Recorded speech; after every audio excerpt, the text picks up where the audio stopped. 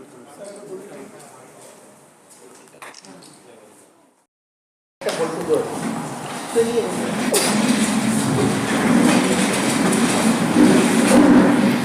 নমস্কার। একটু দেরি হয়ে গেল, জানান তো আসতে একটু ট্রাফিক জ্যামের জন্য আসতে দেরি হয়েছিল। মূলত আজকে আমাদেরকে এখানে ডাকার উদ্দেশ্য রয়েছে, আপনারা সকলেই জানেন আমাদের রাসবিহারী ঘোষের যে বিজয়টা আছে আমাদের কল্পনা গ্রামে খন্ডঘোষ ব্লকে, সেটার ওই বাড়ির অনেকদিন ধরে সংস্কার হয়নি, ওইরকম অবস্থায় ছিল। আমরা তারপরে খোঁজ নিলাম, এটা তো সরকারি জমিতে ছিল না, সেই জন্য ডেভেলপ করার জন্য আমরা যে জমির এখন মালিকানা ছিল তাকে অ্যাপ্রোচ করার পরে তিনি আমাদেরকে জমিটা দেবে বলেছে।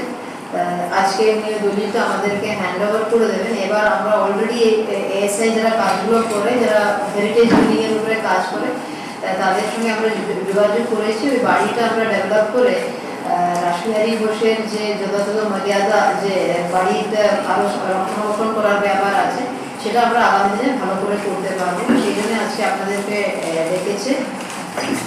ঠিক আছে, এদের এমপ্যানেল যারা আমাদের যে হেরিটেজ কমিশনের আন্ডারে যারা এমপ্যানেল যারা আছে, তাদেরকে সেরকম এএসআই বা হেরিটেজ কমিশন আন্ডারে যারা এমপ্যানেল যারা আর্কিটেক্ট আছে, তাদের সঙ্গে আমরা যোগাযোগ করেছি। তারা এটা তো অনেক পুরোনো বাড়ি, সেই জন্য সে এমপ্যানেল যারা আছে তাদের সঙ্গে আমরা যোগাযোগ করছি। মোট সম্পত্তি পরিমাণ কত? ডিটেলস তো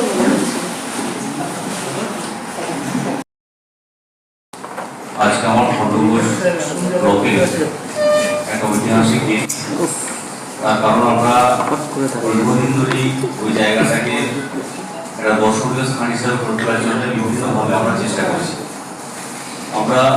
আমি ব্যক্তিগতভাবে বিগত পাত্র অধিবেশনে আমাদের সম্মানীয় মন্ত্রীর সামনে আমাদের বিধানসভার নীতি অনুযায়ী সেখানে প্রস্তাব পেশ করি এবং মন্ত্রী মহাশয় সঙ্গে সঙ্গে আমাকে ডেকে তিনি বলেন যে ওখানটা আমি পরিদর্শন পাঠাবো।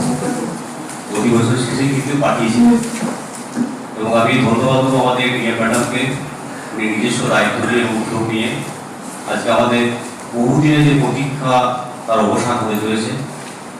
এবং আমাদের সুবিধা নয়, আমাদের খন্ডঘোষ ব্লকে খন্ডঘোষ অঞ্চলে আমাদের পৌরবিদ্যুৎ দপ্তর যে জনভিটা আছে, সেখানেও আমাদের সরকার এনগেজ করেছেন এবং সংরক্ষণ করেছেন।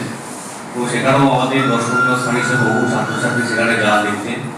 আমি আশা করবো যে এটা আমার একটা স্থান তৈরি হবে, যে আগামী দিনে যারা আমাদের রাসবিহারী ঘোষ সম্পর্কে এখন পর্যন্ত ইতিহাসে খুব একটা বেশি আমাদের সিলেবাসে থাকেনি, যেমন পৌরবিদ্যুৎ দপ্তর সম্পর্কে থাকেনি, ঠিক সেরকমই অন্য বই থেকে আমরা পড়ে সেটা পেয়েছি।